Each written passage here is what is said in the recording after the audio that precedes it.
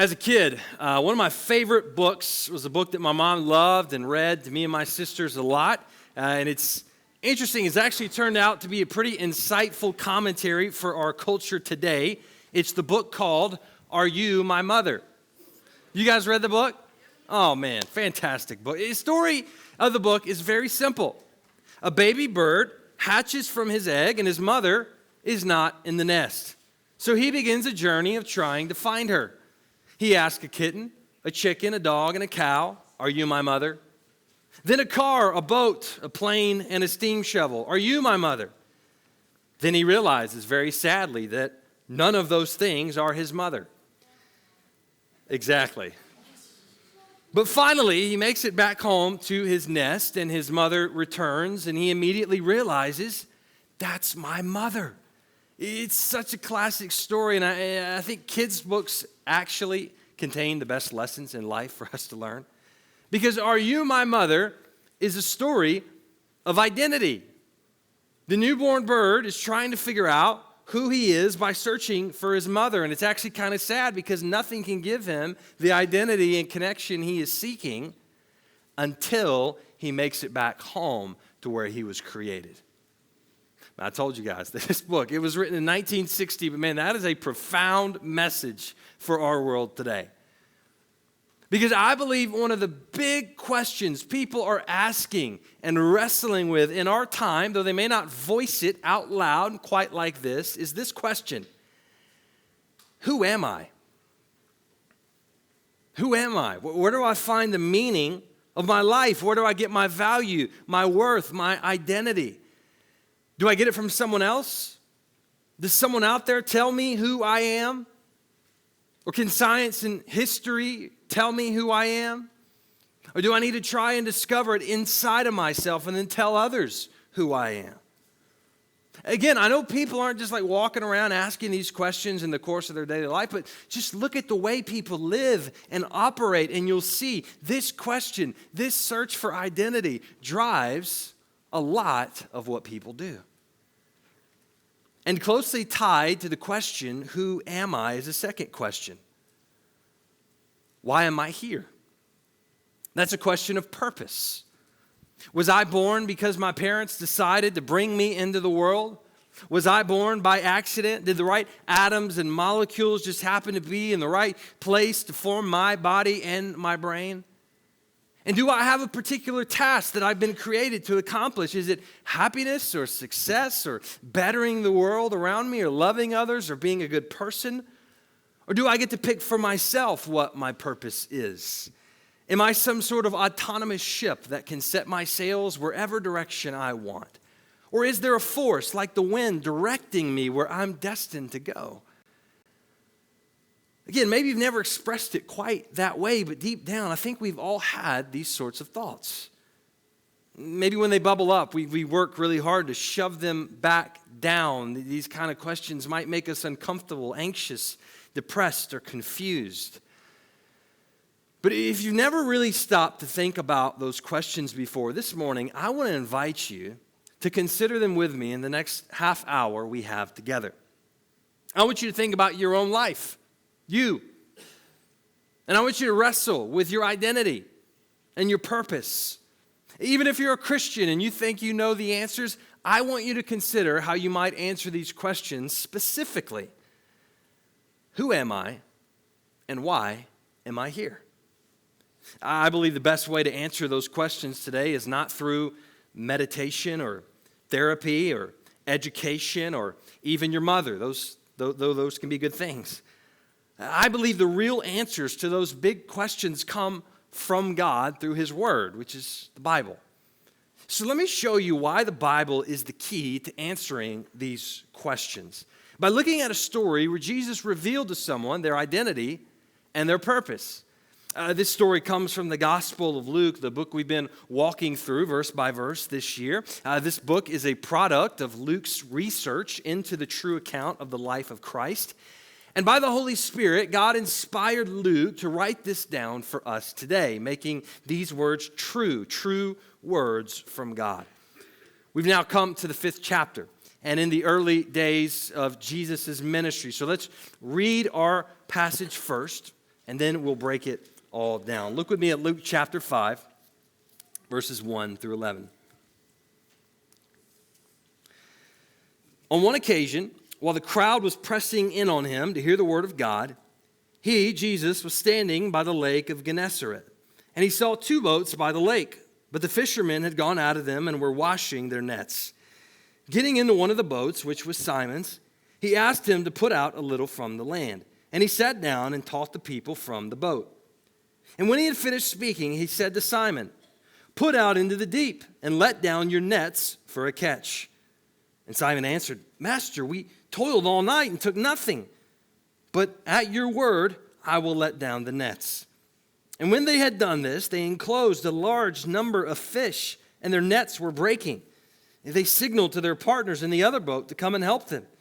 And when they came and filled both the boats, so that they came and filled both the boats, so that they began to sink. But when Simon Peter saw it, he fell down at Jesus' knees, saying, "Depart from me, for I am a sinful man, O Lord." For he and all who were with him were astonished at the catch of fish that they had taken. And so also were James and John, sons of Zebedee, who were partners with Simon. And Jesus said to Simon, "Do not be afraid. From now on you will be catching men." And when they had brought their boats to land, they left everything and followed him. At this point in Luke's gospel, Jesus is doing ministry in the region he grew up in called Galilee. He got his start by being baptized by John and then preaching in local synagogues. He also began to demonstrate his authority by healing people and casting out demons. So by this time, Jesus had become very popular.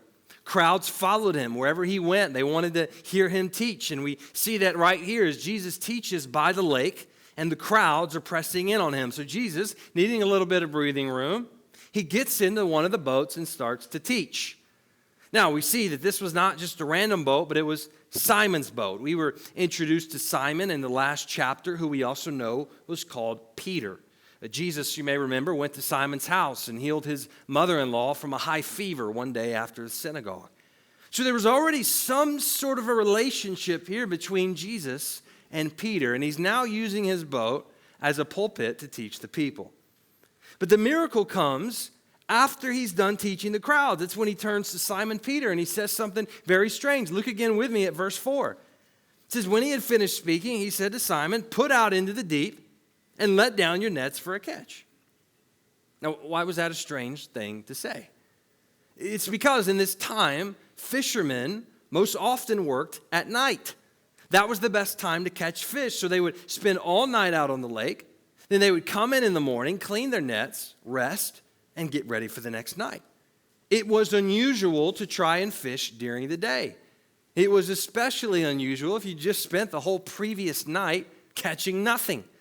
That's why Peter responds the way he does. Look at verse 5. Simon answered, "Master, we toiled all night. We took nothing. But at your word, I will let down the nets." You can imagine here, Peter was tired, probably quite frustrated that he worked all night, caught nothing, which meant no money for his family. And here's this guy who he has great respect for, but who is not a fisherman, telling him how to fish. We know Peter had respect for Jesus because of the word he used to call him. He's called him master. That's a word similar to the word teacher or rabbi. It's a recognition of Christ's authority, and it's why Peter wants to obey Jesus' word. He says, "At your word, I will let down the nets." And you can kind of sense Peter's understandable tension here. Here's this guy who healed his mother-in-law, saved her life. He clearly has some supernatural power. He's clearly close to God. He's a master teacher. There's this respect for his position.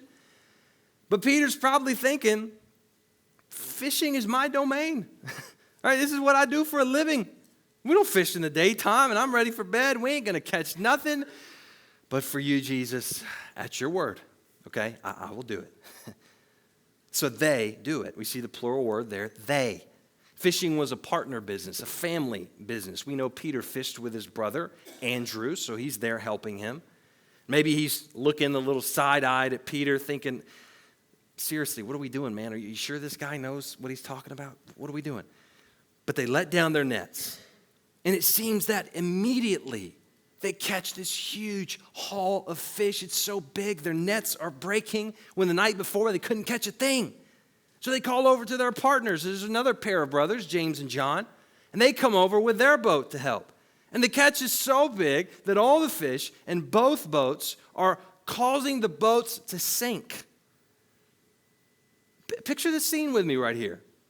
These are experienced fishermen who do this for a living. They just had the most frustrating night in fishing history, catching nothing. They're tired, they're worn out, they're discouraged, and now in broad daylight, they're happily panicking because their boats are filled with fish, aka money, but they're about to lose it all because they caught so much fish that their boats are sinking. How would you respond to that? Maybe you would start paddling as fast as you could back to shore. Maybe you'd call over another boat to help take some of the load. Maybe you would ask Jesus, the guy who just caused this problem, to do a little more magic with the boats and fix the situation. But here's how Peter responds, and this is the key to the whole passage right here. Look with me, verse 8. Simon Peter, when he saw it, he fell down at Jesus' knees, saying, "Depart from me, for I am a sinful man, O Lord." Man, where'd that come from? Why did he say that? Why did Peter, right after the biggest catch of his life, before he even had a chance to secure the fish, aka his livelihood, the boat's sinking, which is what he used every day for his livelihood, why did Peter stop right then and do this? Here's why. Because Peter saw Jesus. Peter got a glimpse, an early glimpse, a partial glimpse, a glimpse that he wouldn't fully understand at this point, but a glimpse nonetheless of who Jesus is. And that brings us to our first point this morning. As we think about identity and purpose, here's what we learn about these big questions from Peter's response to Jesus. Number one, life's purpose is found in seeing Jesus. Seeing Jesus. When Peter sees Jesus, when he really sees who he is, his response is to fall down and to basically say, "Get away from me." And that response makes a lot more sense when we go back to a story from the Old Testament. Peter's response here is strikingly similar to another man who once got a glimpse of God. That man was Isaiah. If you want to flip with me in your Bibles to Isaiah chapter 6, you can see it for yourself. If not, it'll be on the screen for us. But Isaiah, you may know, is one of the big prophets of the Old Testament. He had a very important calling to share God's message with God's people. And so, to start his ministry, God gave him a vision.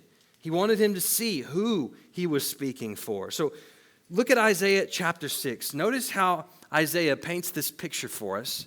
And I want you to compare it in your minds to what we saw with Peter. Isaiah 6, verses 1 through 7.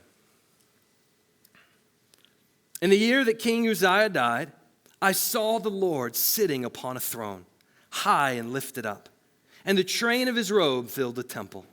Above him stood the seraphim. Each had 6 wings. With 2 he covered his face, and with 2 he covered his feet, and with 2 he flew. And one called to another and said, "Holy, holy, holy is the Lord of hosts. The whole earth is full of his glory." And the foundations of the threshold shook at the voice of him who called, and the house was filled with smoke.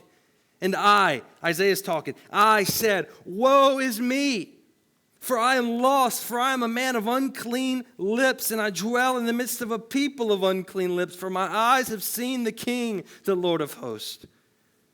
Then one of the seraphim flew to me, having in his hand a burning coal that he had taken with tongs from the altar. And he touched my mouth and said, "Behold, this has touched your lips. Your guilt is taken away and your sin atoned for." Isn't that beautiful? Isaiah, he sees God. And when he sees God, he's struck by his holiness. Holy is the word most frequently used to describe God in the Bible. Holy means other, separate, not just greater and higher, but altogether different from everything else. And when you experience and you see the holiness of God, how other he is, your first response is how unholy you are. Like you see the gap of where God is and where you are, and it's stunning and beautiful and terrifying all at the same time. Isaiah, he cries out, he says, woe is me. In other words, I'm toast. Like I'm done, I'm ruined, I'm unworthy. Isaiah recognizes that he's a sinner. That God's holiness is like a spotlight upon the darkness of his heart, and he's terrified. He wants to hide or run away or just die.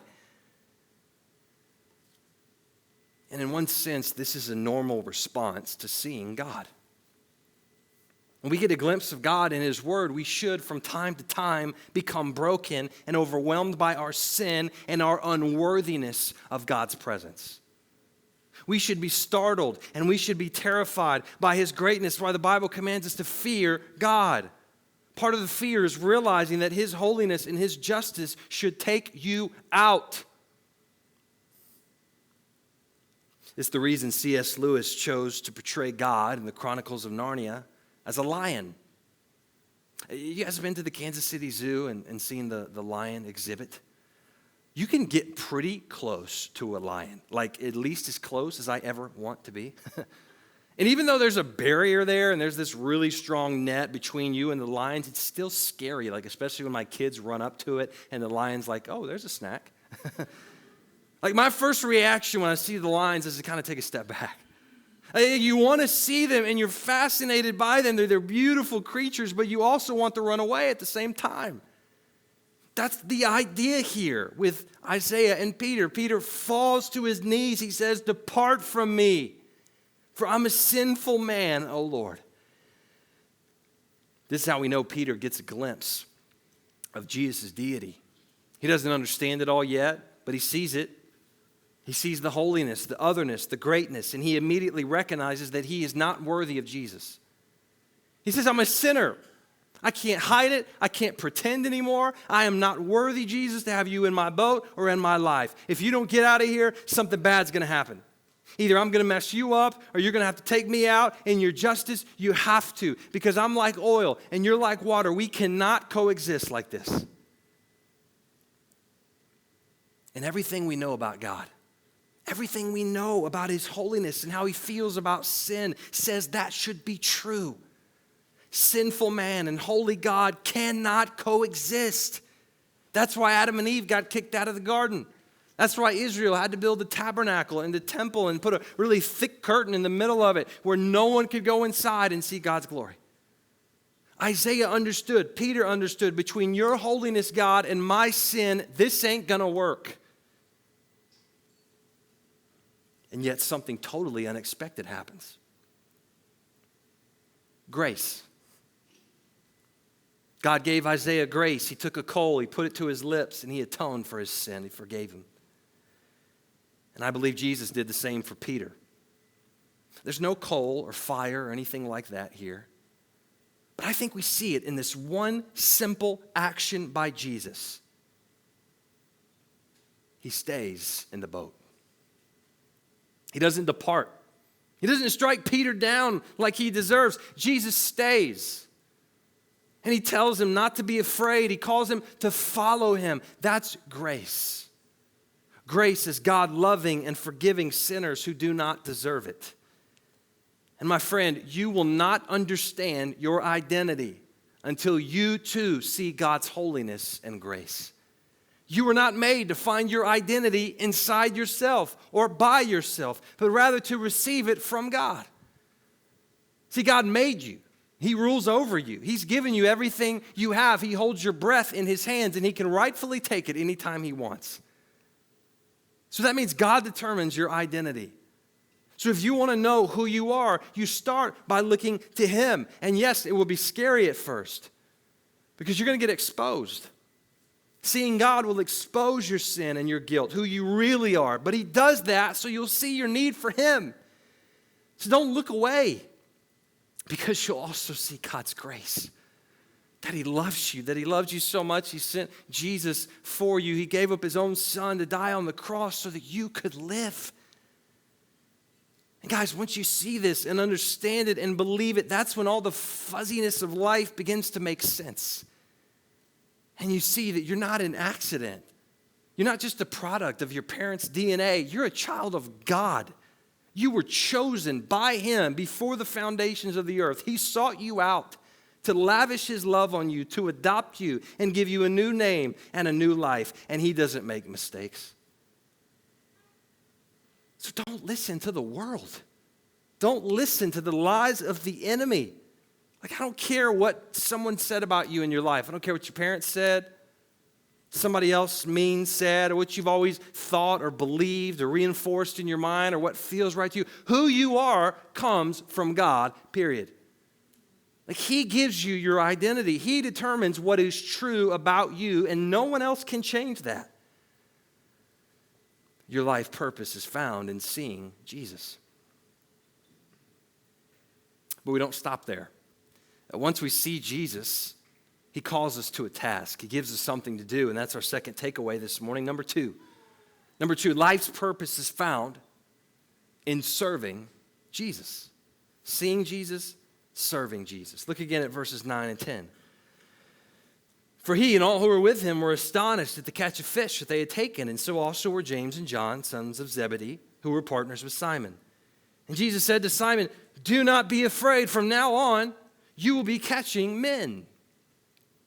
So even though we have reason to fear God because of our sin and his holiness, and even though there's a healthy kind of fear toward God, we don't have to run away. We don't have to hide from him. No, God actually wants us to come close, because then he can send us out with this newfound purpose, as we see here. And Jesus takes Simon's vocation as a fisherman, and he uses the same language to describe what he'll be doing now. He says, from now on, you will be catching men.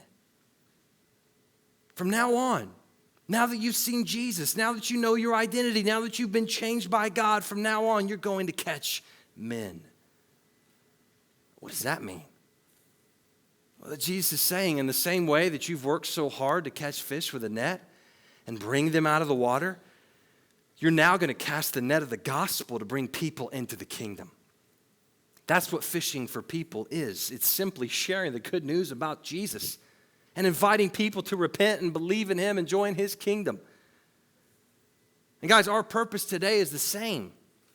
My purpose, your purpose, is to fish for people, to tell others about what we found in Jesus, and to disciple them into mature believers. Like, that's not just a call for pastors or missionaries or deacons or teachers or super mature, really knowledgeable, smart, really good Christians. Or this is the standard, normal call for every single follower of Jesus. And his first disciples would have clearly understood that was what they were agreeing to do by following him. To follow Jesus is to serve others, is to serve Jesus by reaching others. And when we don't do this, when we don't share our faith or make disciples, it's not just that it's disobedience. Like, we think, oh, God's mad at me because I don't share my faith enough, and I'm going to have less jewels in my crown. I'm a lesser Christian. And then we end up feeling guilty, and so maybe we try to invite a coworker or neighbor to church one time. We say, okay, I did my part. I got rid of the guilt, until the next sermon on evangelism comes along and we start all over. Like, I don't think that's the way God wants us to think about his calling. No, when you understand reaching people to be your purpose, then to not do it is to miss out on what God has for you. It's to settle for less than what your life could be. Think about it like this. When it's the fourth quarter of a football game or basketball game, the best player wants to have the ball. Michael Jordan, Patrick Mahomes. Those guys don't have to be guilted or begged into going out and winning the game for their team. Andy Reid, a few weeks ago in the overtime of the Super Bowl, he didn't have to walk over on the sideline and really try to get Mahomes to go back out there and win the game. Like, he didn't have to try and convince him, hey, I really need you to score here, bud. Like, no, he recognized, this is what I do. This is my job. I get paid way too much for it. But he's trained for that moment. He's prepared. He sought it out. And when it came, he was excited. He's anxious. He wants the opportunity to go win the game for his team. That's how we should think of evangelism and discipleship. We need to first understand this is our calling as Christians. Yes, I know it's scary to talk to people about your faith, but this is what we signed up for. for what we're created for, whether you're outgoing or shy. We got the jersey on. It's the fourth quarter, and God has put the ball in our hands to share his message. That's why we need to train and prepare. So often we assume that people who are good at sharing their faith, they're just naturally so outgoing and gifted, and people just walk up to them begging them, please tell me about Jesus, please. It's not what I've found to be true. The people I know who are the most evangelistic are the people who pray about it, who think about it, who prepare, who practice, who train themselves like an athlete.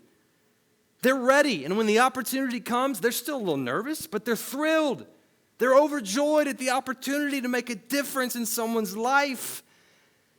And we see this with the disciples. This purpose of fishing for people is not something they just jump in and start doing overnight. No, it takes time for them to grow and learn, and they make mistakes along the way. But they never lose sight of their purpose. So let me ask you this morning, what would it look like for you to see fishing for people as your purpose? Like, what if you saw your career not as your ultimate purpose, but rather using your career for the ultimate purpose of reaching others? Or what if you saw your family not as your ultimate purpose, but rather using the good gift God's given you in a family to the purpose of reaching others? Or what about the home you have, the street you live on, the school your kids attend, the team they play on, the gym you go to, the hobby you have? How might you use those things not for your own purposes, but for the ultimate purpose of reaching others? Those are the kinds of questions we need to consider. And it doesn't start by having it all figured out. That Peter and Andrew and James and John know exactly what Jesus was calling them to do. They didn't know the specifics. They didn't realize all the hard things that were about to come their way. They didn't realize all four of them would die for Jesus. I'm sure they didn't realize they were going to be the faces of this new global movement called the church. They were just fishermen.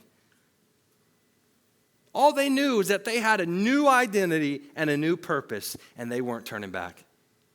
They had seen Jesus. They had been called to serve Jesus. So they decided that day to take the very first step. Here it is, verse 11. And when they had brought their boats to land, they left everything and followed him. Notice they didn't say, hey, wait a second. Let's kind of think this through for a minute. We just got the biggest catch of our lives. We're going to be rich. Maybe we can get Jesus to come fishing with us a lot more. Or maybe we can just go see him on the weekends, a couple hours on Sunday morning. Let's find a healthy balance here. No, it says they left their boats and followed him. Those boats weren't cheap. That was their career. That was their livelihood. They had spent countless hours working right there. And yet, they left the boats. They didn't have all the answers, but they left the boats. They didn't yet see the whole picture, but they left the boats. I'm sure they wondered how God could use a bunch of fishermen like them, but they left the boats. Listen to me, if you want to find your purpose in life, you too must leave the boats. You must give up everything else. Every other desire, goal, plan, all of it comes under Jesus. Doesn't mean we need to all leave our jobs, though some of us might. Some of us might be called to change careers so we have more flexibility for the kingdom, or maybe we don't have to travel as much. Some of us might be called to pursue full-time vocational ministry or full-time on the mission field, even in our retirement. Some of us might be called to move to a new place, to be a part of a brand new church. But for others of us, this simply means looking at our careers and our families and our neighborhoods and our community and everything else through the lens of our new purpose. It's a change of motive. It's a change of our why. Our why. And this purpose of fishing for people will look different for each of us, but the call is the same for every single Christian. Leave the boats. Give up everything and follow Jesus. He is your identity. He is your purpose. And once you get him, everything else will make sense. No, life won't be perfect. It never will till heaven. But there's nothing like knowing your purpose. So will you answer the call? Will you embrace your true identity and your true purpose today? Will you leave the boats? Let's bow our heads in prayer.